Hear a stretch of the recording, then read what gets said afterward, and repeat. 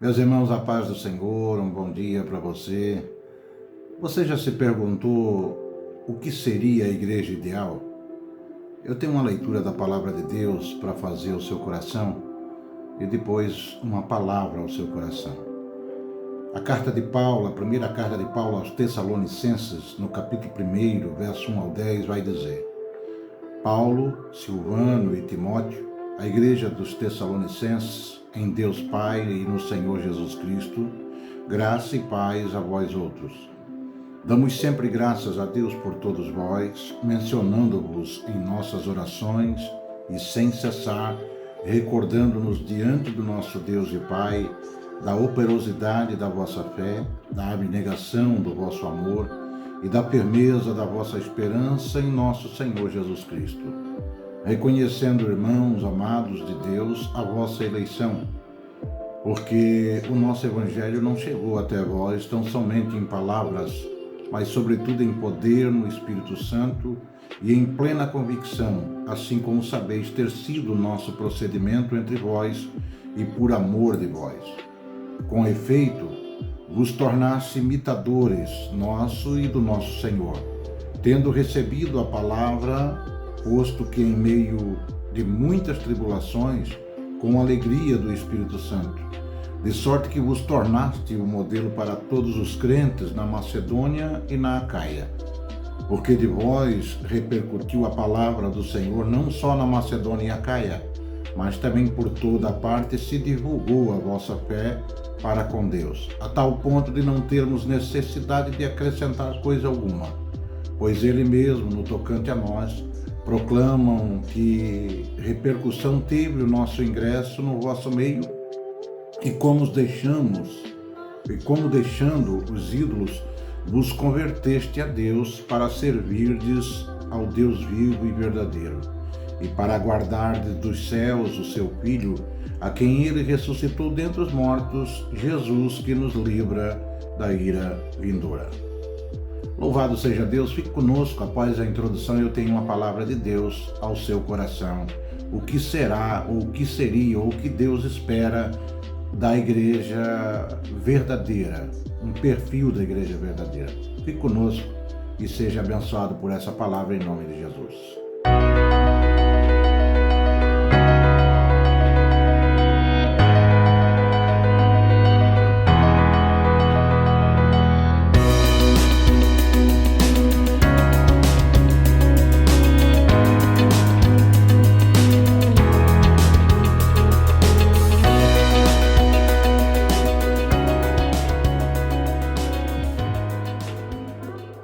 Louvado seja Deus. Você provavelmente já ouviu algum pastor, ou talvez você mesmo já falou, que se você encontrar uma igreja perfeita, você provavelmente já deve ter dito para alguém, se você encontrar uma igreja perfeita, não vá para lá, porque se for para lá, ela vai começar a ter problema. Nós não temos uma igreja perfeita. Uma vez que as congregações locais são constituídas de seres humanos, salvos pela graça de Deus, nenhuma igreja é perfeita. Mas algumas vão se encontrar mais próximo daquilo que Deus quer e daquilo que a igreja iniciou lá no Novo Testamento, do que outras que não chegam a essa perfeição. E nós vamos falar um pouquinho sobre isso nessa palavra. A igreja de Tessalônica, ela se encaixava nessa categoria. Em pelo menos 3 ocasiões na carta que Paulo escreve, Paulo vai dar graças a Deus pela igreja e pela maneira como ela respondeu ao seu ministério. Tessalonicenses 1 e 2, 2 e 13, 3 e 9. Porém, nem todo pastor pode ser tão grato à sua igreja, talvez pela perfeição, ou talvez pelas dificuldades que se encontra entre as pessoas, porque a igreja de Cristo, a igreja que vai ser arrebatada, ela é imaculada e ela é perfeita, sem defeito algum. Mas enquanto aqui na terra, a igreja, humanamente falando, nós vamos ter dificuldades, vamos ter problemas, Um pastor conhecido sempre falava que nós somos diferentes. Temos identidades diferentes, com números diferentes, CPF com número diferente, as nossas digitais não são iguais e nós somos pessoas diferentes em um grupo que se denomina igreja, que deve ser uniforme.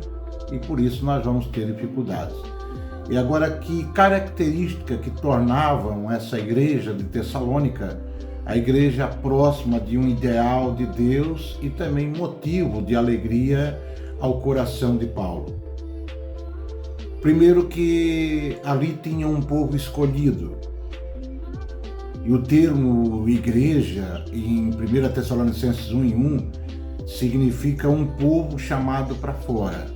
Chamado para fora de quê, pastor? Para fora do mundo, para fora dos problemas, para fora das dificuldades que levam a pessoa ao inferno.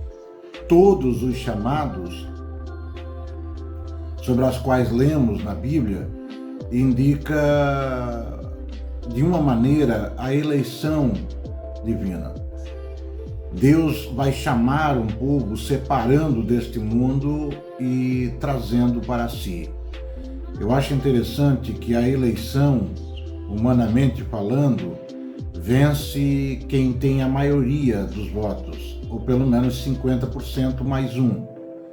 Nós fomos eleitos com um único voto. Jesus, ao morrer no Calvário, votou em mim e em você e nos escolheu para sermos salvos.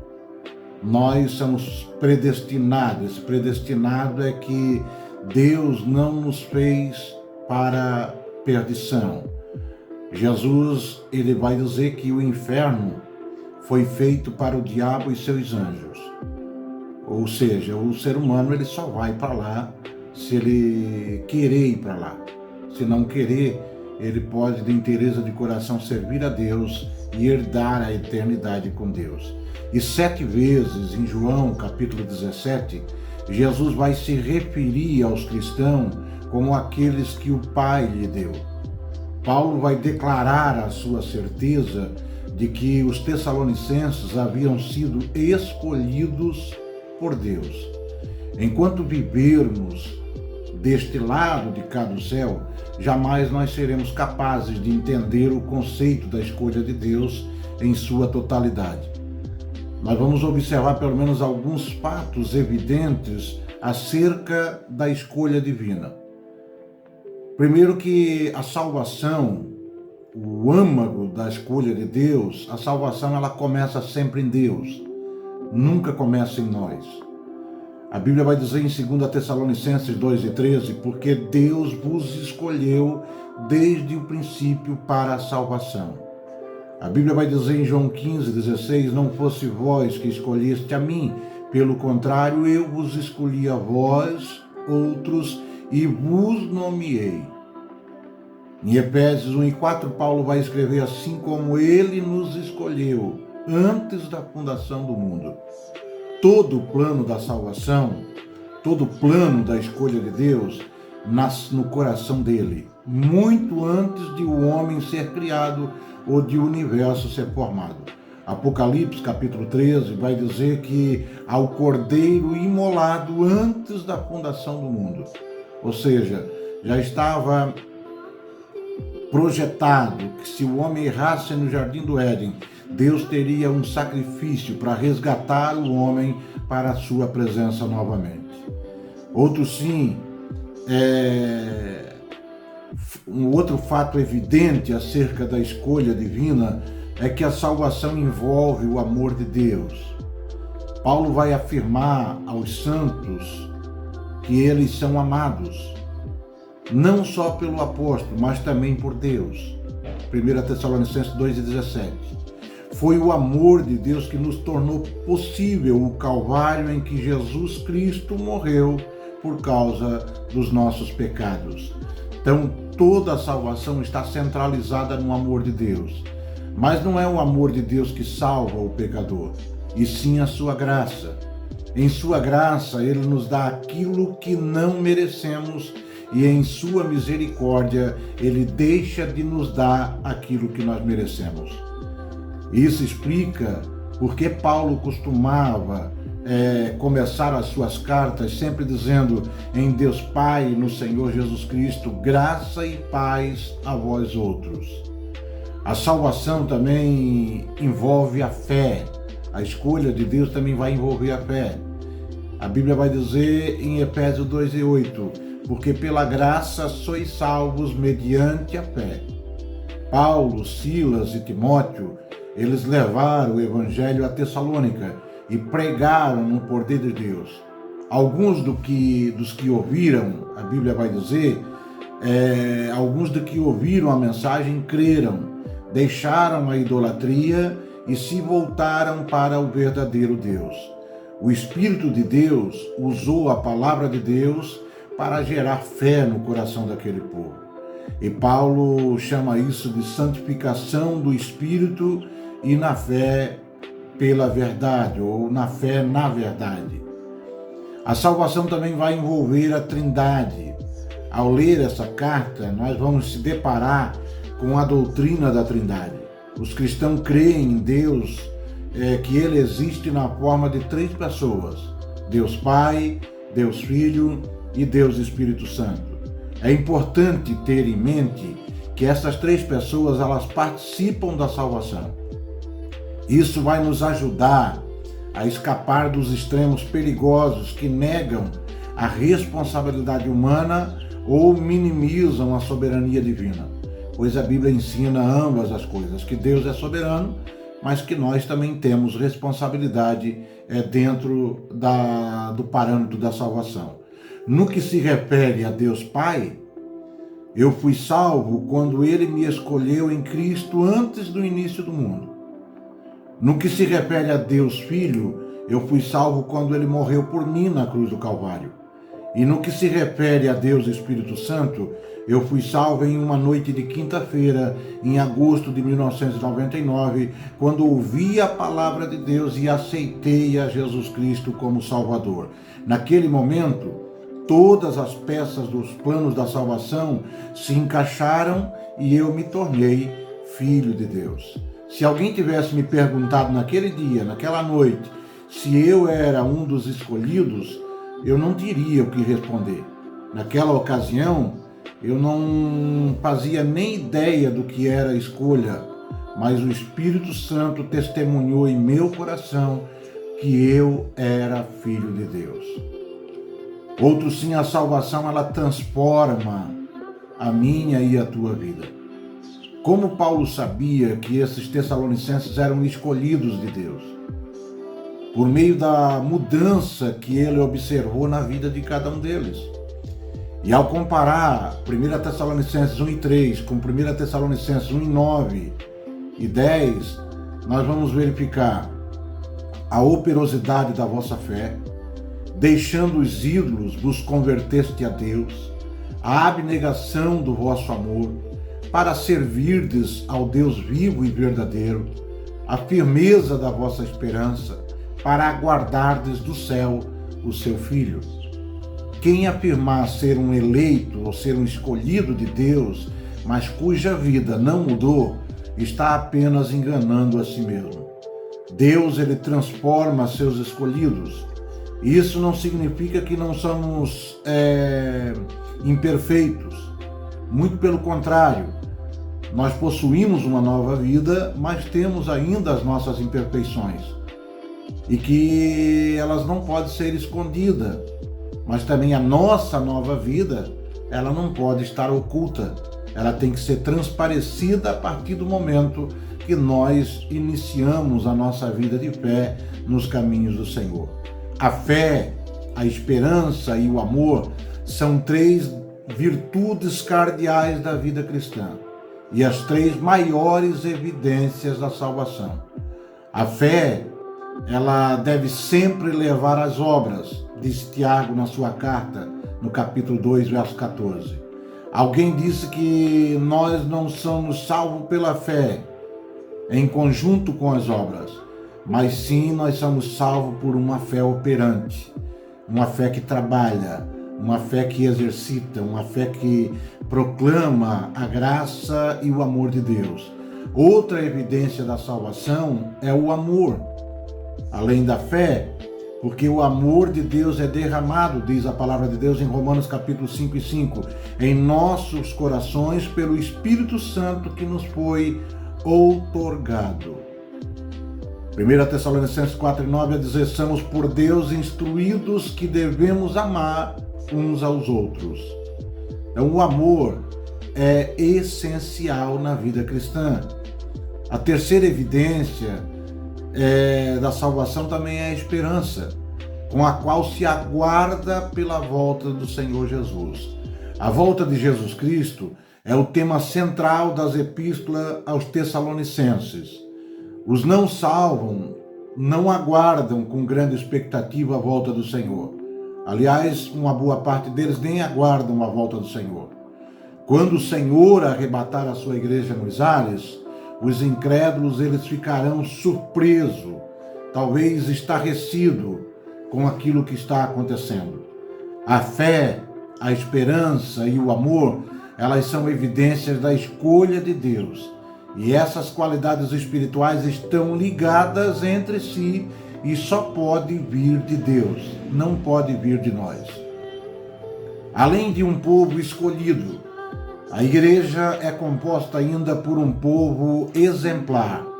Paulo vai falar do verso 5 até o verso 7 do capítulo 1 de 1 Tessalonicenses.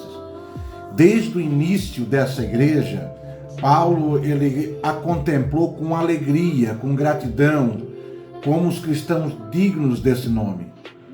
São exemplares em diversas áreas da sua vida, assim como foram os Tessalonicenses. Os Tessalonicenses, primeira coisa, eles receberam a palavra. O evangelho chegou até eles pelo ministério de Paulo e de seus colaboradores, mas muitos pregadores e filósofos itinerantes daquela época só estavam interessados em ganhar dinheiro às custas das pessoas ignorantes.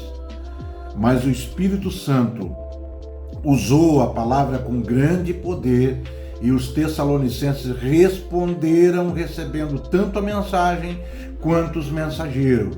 Apesar das perseguições em Filipos, Paulo e Silas eles tiveram ousadia e tiveram muita confiança em nosso Deus para anunciar o Evangelho. E o povo creu, e o povo foi salvo, e em momento algum perderam o anseio pela palavra de Deus. Então, quando se recebe a palavra de Deus, nós estamos vivendo uma geração que está fugindo da essência da palavra de Deus. Uma geração que não conhece Bíblia, uma geração que não lê a palavra de Deus, uma geração que não se alimenta da palavra de Deus. E os Tessalonicenses receberam a palavra de Deus. Em segundo lugar, como povo exemplar, os Tessalonicenses seguiram os seus líderes espirituais. O termo os imitadores indica que esses recém-convertidos não apenas aceitaram a mensagem e os seus mensageiros, mas também imitaram a vida deles. Em decorrência disso, eles foram terrivelmente perseguidos.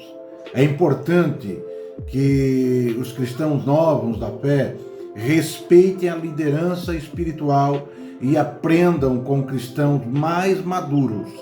Assim como um bebê recém-nascido precisa de uma família, também recém-nascidos na fé precisam da igreja local e de seus líderes. A Bíblia vai dizer em Hebreus 13:17, obedecei os vossos guias e sede submisso para com eles, pois velam pela vossa alma como quem deve prestar conta, para que façam isso com alegria e não gemendo, porque isso não aproveita a vós outros. Não basta os cristãos maduros ganhar almas para Cristo. Também deve cuidar dessa alma e incentivar os recém-convertidos a obedecer a palavra de Deus. Outros sim, os Tessalonicenses sofreram por Cristo também. Ao deixar os ídolos para servir a Deus, esses cristãos da igreja de Tessalônica, eles provocaram a ira de amigos, de parentes e sofreram perseguições. Sem dúvida, alguns perderam o emprego por causa da sua fé, da nova fé. Assim como os judeus incrédulos perseguiram os cristãos na Judéia, também os gentios incrédulos perseguiram os cristãos tessalonicenses. A fé, ela sempre vai ser provada, e a perseguição é uma das formas de testá-la.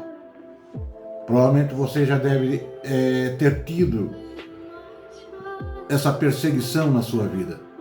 Talvez quando você se converteu, a família não aceitou, alguém não aceitou, mas isso é um princípio do cristão.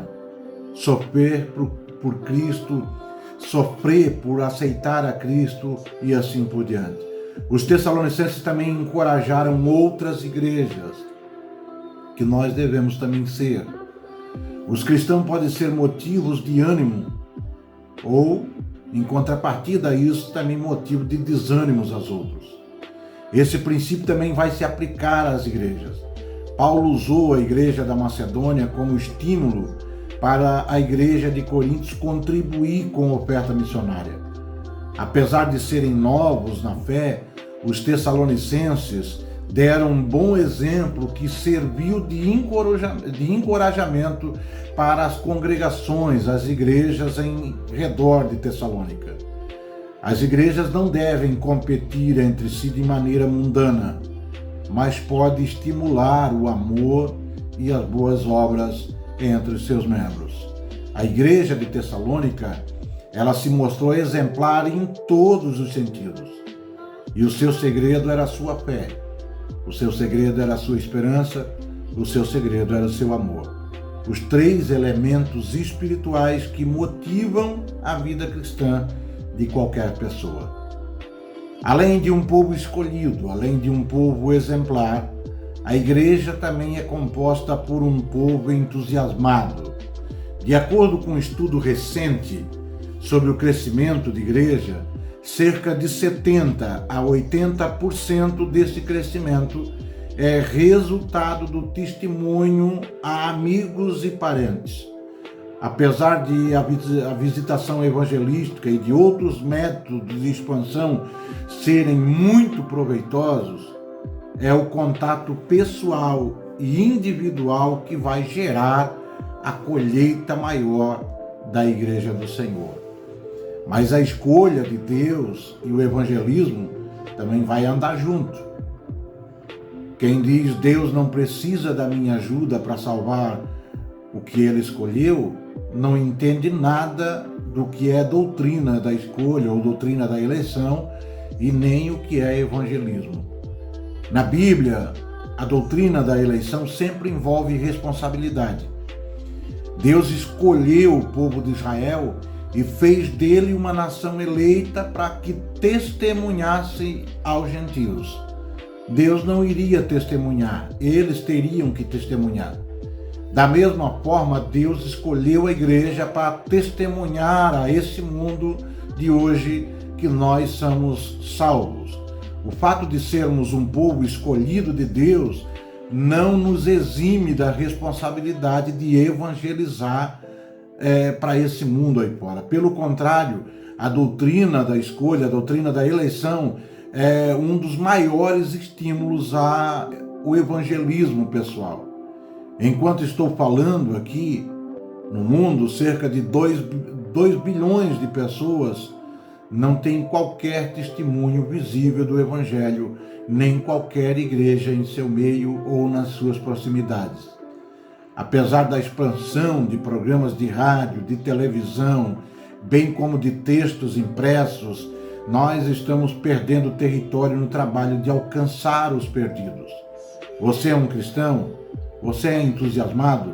Sua igreja testemunha com entusiasmo? Tua igreja tem crescimento referente ao evangelismo pessoal, ao testemunho dos crentes referente à salvação em Cristo Jesus.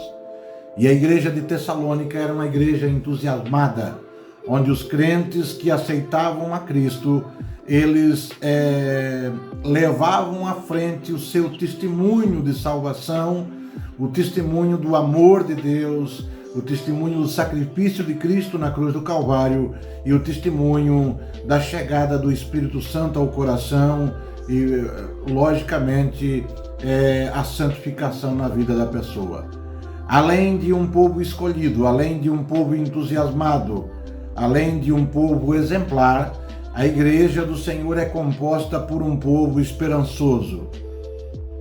A operosidade da vossa fé que Paulo fala, ele tornava os crentes de Tessalônica um povo escolhido, pois deixaram os seus ídolos e voltaram-se para Deus e creram em Jesus Cristo. A abnegação do seu amor tornava-os um povo exemplar e entusiasmado, que colocava em prática a palavra de Deus e compartilhava o Evangelho. A firmeza da sua esperança fazia deles um povo esperançoso que aguardava a volta do Senhor. Nos versículos 9 e 10 que eu li, Paulo vai relacionar a segunda vinda de Cristo à salvação. Uma vez que havia aceitado a Cristo, eles aguardavam a sua volta com alegria e uma expectativa muito grande, e sabiam que seriam livres da ira vindoura. O Deus vivo nos deu esperança viva ao ressuscitar o seu Filho Jesus Cristo dentre os mortos. E convém distinguir dois aspectos da vinda do Senhor. Primeiro lugar, que Jesus virá nos ares para buscar a sua igreja, dando início, desse modo, a um período de tribulação aqui na terra. Em segundo lugar, no final desse período de tribulação, Cristo voltará à terra com a sua igreja, derrotará o inimigo e vai estabelecer o seu reino milenial aqui nessa terra. A parábola dos talentos que Jesus contou, ele ensina que nós devemos nos manter ocupados. Nesse caso, negociar, investir o dinheiro até a sua volta. Os cristãos aguardam a volta de Jesus Cristo e ele pode voltar a qualquer momento. Uma igreja local que vive de fato a expectativa de ver Jesus Cristo a qualquer momento é um grupo vibrante e vitorioso. Esperar a volta de Cristo é uma grande motivação para ganhar almas e para desenvolver a firmeza da fé. Também é um consolo maravilhoso em meio ao sofrimento e um grande estímulo para uma vida piedosa enquanto aqui na terra. É triste quando as igrejas se esquecem dessa doutrina tão importante, a doutrina da escolha de Deus, a doutrina da eleição. E é mais triste ainda quando a igreja crê nessas doutrinas, prega sobre ela, mas não coloca elas em práticas. Paulo vai lembrar que a igreja nasceu e dá graças a Deus por suas características espirituais. São escolhidos, são exemplares, são entusiasmados e também são esperançosos. Mas a igreja do Senhor, ela não é constituída de indivíduos. Ao falar de igreja, não se deve dizer eles, mas sim nós. Afinal, nós somos igrejas. E isso significa que se nós tivermos essas características espirituais, nossas igrejas se transformarão naquilo que Deus deseja que elas sejam. E como resultado, ganharemos os perdidos para Cristo e glorificaremos ao Senhor. O perfil da igreja ideal é o perfil do cristão ideal. Aquele que é escolhido, que é nascido de novo, aquele que é exemplar, que imita as pessoas certas, aquele que é entusiasmado, que dá testemunho do Evangelho, e aquele que é esperançoso, que aguarda diariamente a volta de Jesus Cristo. Se você é a igreja do Senhor, se você vive como igreja do Senhor, você deve ter essas responsabilidades. Ser um escolhido, ser exemplar, ser entusiasmado e ser também esperançoso. Se não, é hora de você rever os seus conceitos e realmente entrar pelo caminho que o Senhor quer que você entre. Seja abençoado com essa palavra, que Deus te abençoe e prospere a tua vida espiritual, em nome do Senhor Jesus.